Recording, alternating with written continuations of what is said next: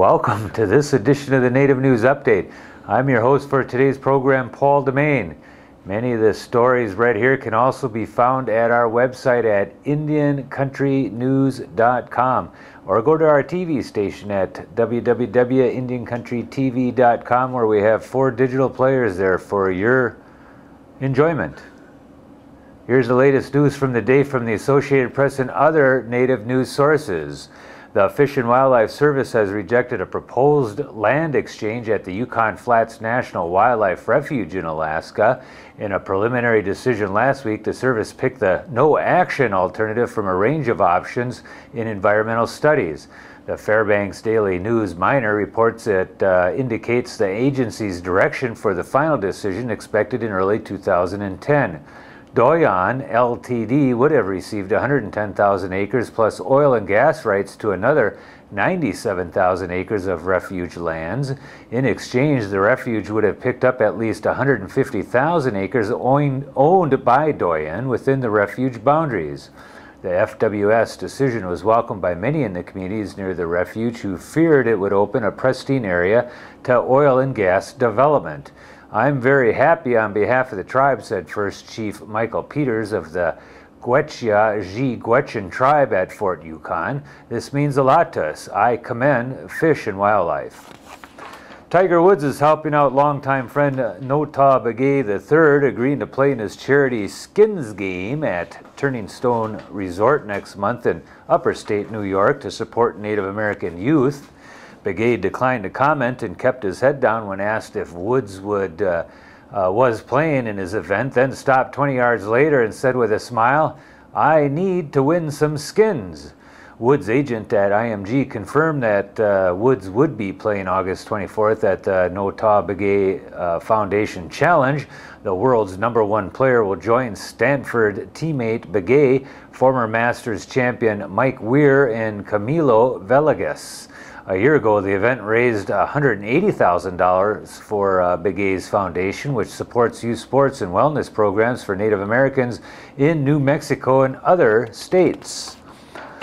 Acclaimed musician and composer Peter Buffett announced during the debut of his Talkback Tuesday series this week that he will be relaunching his Spirit, the Seventh Fire website.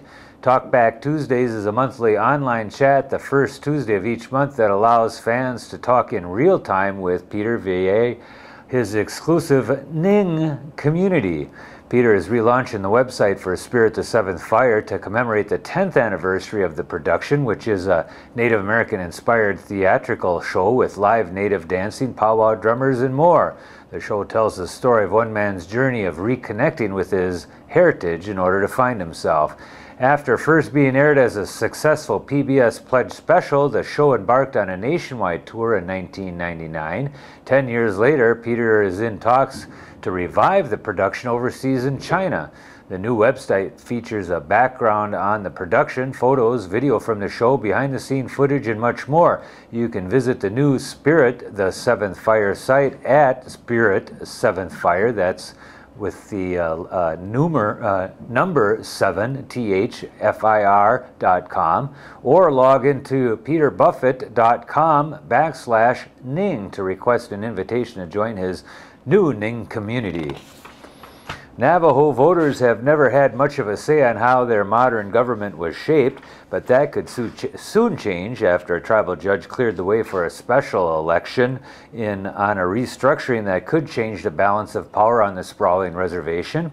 Before the federal government created the tribal council in 1923 to sign off on oil and gas leases, the Navajos largely governed themselves in small chapter groups.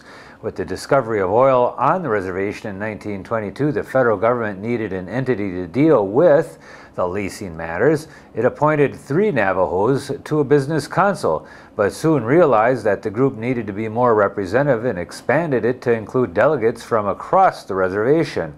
Over the years, the size of the tribal council grew to 88 members.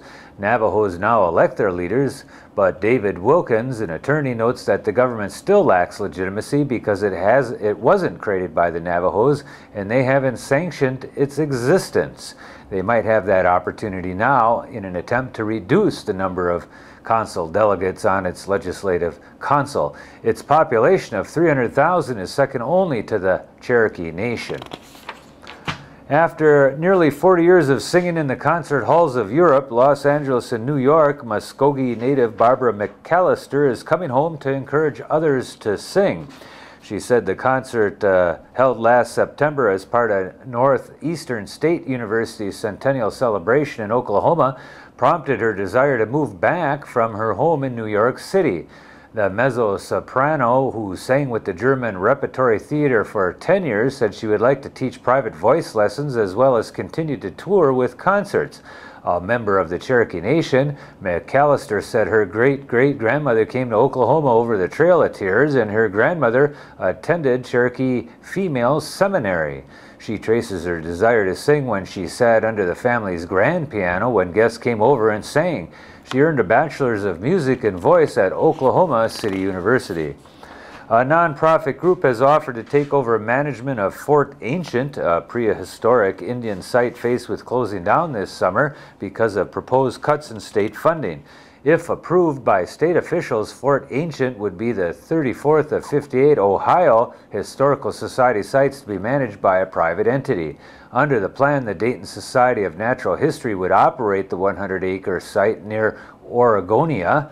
If approved by the Historical Society's Board of Trustees, the transition to new management could take place by August 1st. Fort Ancient's earthworks were built by Native Americans of the prehistoric Hopewell culture, which used the land for ceremonial and social gathering. The site's series of earthen walls, now covered with grass and trees, are more than 3.5 miles long and enclosed about 100 hilltop acres overlooking the Little Miami River near Oregonian, about 30 miles northeast of Cincinnati, Ohio. In an effort to recruit American Indians as high school basketball referees, has drawn more than a dozen prospects in the Pine Ridge Reservation area of South Dakota and will expand to football and volleyball officiating soon. The reservation did not have any basketball or football officials until last year when Wayne Carney, executive director of the South Dakota High School Activities Association, began trying to find someone to recruit those officials. Then Mary Tobacco, a former high school coach at Red Cloud and Little Wound on the reservation, recruited 16 men and women to become basketball officials. Governor Mike Round's office provided $15,000 for that effort and has committed another $20,000 this coming school year to find and train football and volleyball officials on the reservation as well. The money given to the governor's office, given by the governor's office last year, was used to hire tobacco and pay for recruits' uniforms, Carney said. A portion also will be used this summer to send tobacco and 3 other the new officials to the National Association of Sports Officials summer meeting in Arizona.